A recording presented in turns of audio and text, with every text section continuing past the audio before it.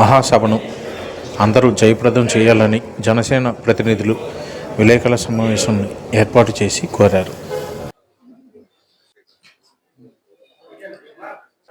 ఈ నెల 30వ తేదీన సేనతో సేనాని అనేటువంటి ఒక మహోత్తరమైనటువంటి కార్యక్రమం జనసేన పార్టీ చేపట్టింది. మా పార్టీ అధ్యక్షులు శ్రీ పవన్ కళ్యాణ్ గారు సుదీర్ఘమైన ప్రయాణంలో ఇదొక మైలురాయిగా ఆ రోజు మారబోతుంది. దాని ప్రకారం 30వ తేదీన ఇందిరా ప్రియదర్శిని గ్రౌండ్లో సభ జరగబోతుంది. ఆ సభ ఏదో పవన్ కళ్యాణ్ గారు వస్తే మాకు జనం కదవలేదు.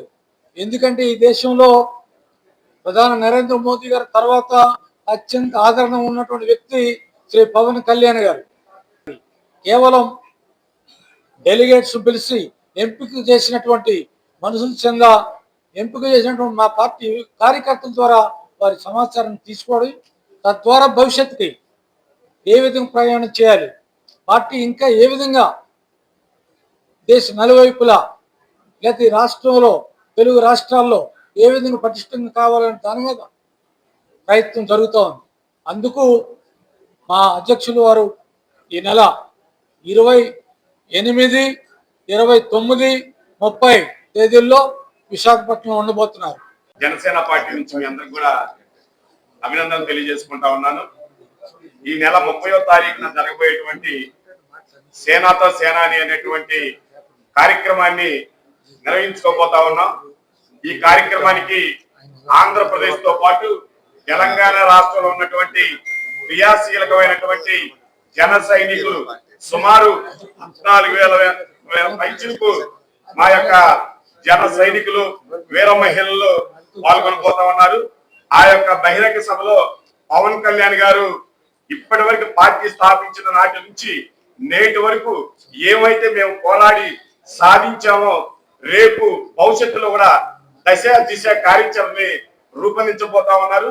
ఈ యొక్క కార్యక్రమానికి విచ్చేస్తున్నటువంటి జన సైనికులందరికీ కూడా ఎక్కడో కూడా ఎలాంటి ఇబ్బందులు లేకుండా మా యొక్క జనసేన అధినేత 12 కమిటీలు కూడా నియమించి వచ్చేటువంటి వారికి ఎలాంటి ఇబ్బందులు లేకుండా నియమించడం జరుగుతోంది.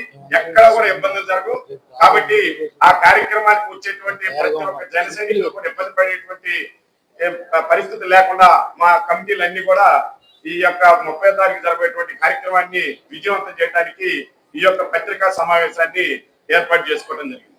సంవత్సర కాలం కూటమి ప్రభుత్వం వచ్చాక గతంలో ఏ విధంగా అయితే రాష్ట్రం విభజన తర్వాత విభజనలో నష్టపోయిన కంటే గత 5 సంవత్సరాల్లో ఈ రాష్ట్రం విపరీతంగా నష్టపోయింది. అన్ని రంగాల్లో ఆర్థికంగా, లేదంటే ఇతర అభివృద్ధి కార్యక్రమాల్లో కానీ, లేదంటే మౌలిక సదుపాయాలు కల్పించడంలో కానీ, అదేవిధంగా ఆర్థిక వ్యవస్థను కుదేలవడంలో కానీ అన్ని రంగాల్లో కూడా వైఫల్యమైనటువంటి ఈ పరిస్థితుల నుంచి కూటమి ప్రభుత్వం ప్రధానమంత్రి మోడీ గారు ఆశీస్సులతో అనుభవమైనటువంటి పరిపాలన దక్షత ఉన్నటువంటి మన ముఖ్యమంత్రి చంద్రబాబు నాయుడు గారు ఆధ్వర్యంలో పవన్ కళ్యాణ్ గారి సారథ్యంలో డిప్యూటీ ఉప ముఖ్యమంత్రిగా ఈ రాష్ట్రాన్ని అభివృద్ధి బాట వైపు నడిపించడంలో విజయవంతం సాధించడం కొనసాగుతూ ఉంది.